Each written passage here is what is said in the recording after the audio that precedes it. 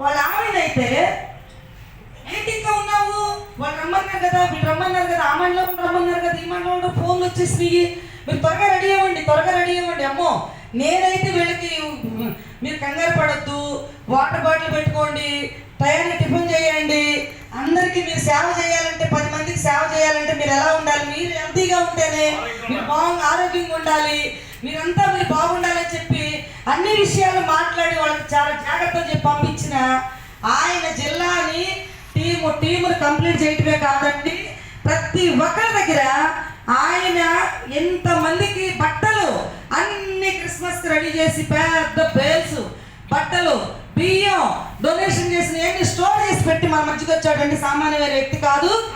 మన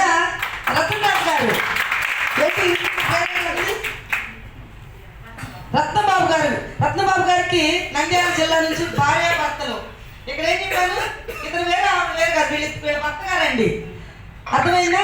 family pack అంటే family అనమాట వీళ్ళందరూ. ఒకసారి మీరంతా సంతోషంగా క్లాప్స్ పట్టవలసిందిగా కోరుకుంటున్నాము. చాలా బాధ్యత కలిగింది. కంగ్రాట్స్. ఇంకొక ఫ్యామిలీని చూపిస్తాను. ఫ్యామిలీ ప్యాక్ అన్నారు కదా, ఇదొక ఫ్యామిలీ, ఇంకొక ఫ్యామిలీని చూపిస్తాను.